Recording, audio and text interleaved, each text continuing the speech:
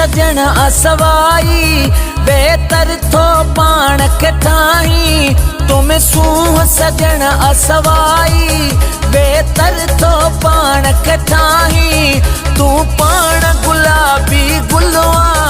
वरी वेस गुलाबी तो पाई ओ मुका दिल दिल दिल दिल दिल दी यार फुरे में तू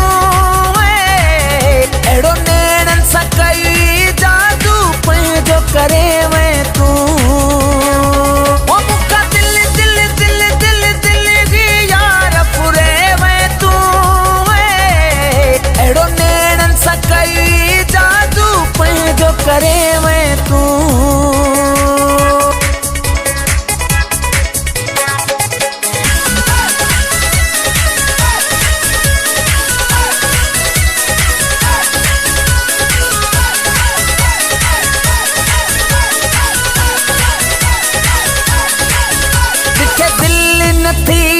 ढाबे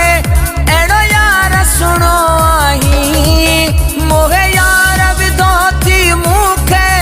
तू मन मुहणो आई जिथे दिल नथी ही ढाबे एड़ो यार सुनो आई मोहे यार विधो थी मुखे तू मन मुहणो आई तू गुलमा तुझो बोरो किया तो खा यार परे थिया तू ही ता सामू मुझे जादे भी नजर भरे क्या ओ मुका दिल दिल दिल दिल दिल दी यार फुरे में तू एड़ो नैणन सा कई जादू पंहिंजो करे में तू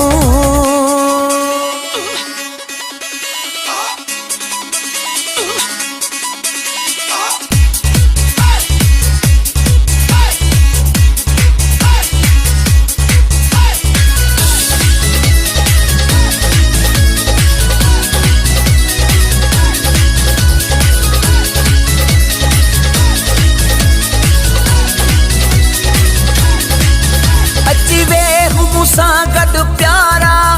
भली दुनिया छा बीचे तोखे मुंहिंजो मूंखे तुंहिंजो रब ठाहियो हिक बेले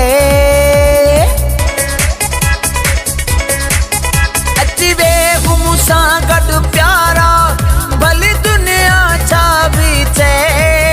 तोखे मुंहिंजो मूंखे तुंहिंजो रब ठाहियो हिक बेले खाली छलो जा सिवा तुझे लो हठलो जा पे मच्छी अचिया मां तड़पिस तू पानी वांग मिलियो ओ मुका दिल दिल दिल दिल दिल दी यार फुरे में तू एड़ो नैणन सा कई जादू पंहिंजो करे में तू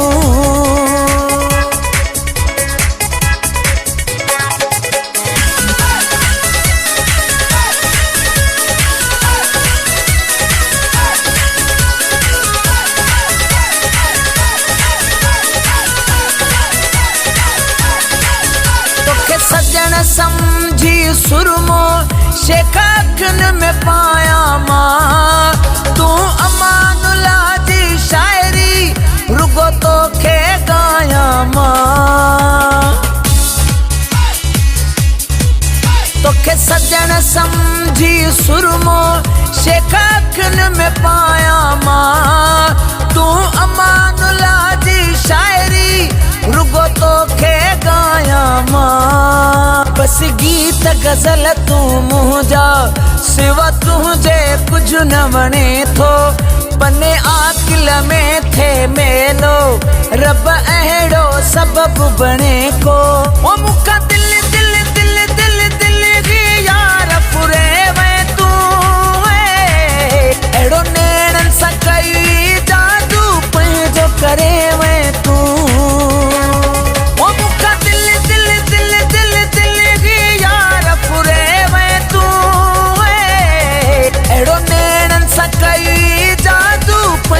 करे मैं तू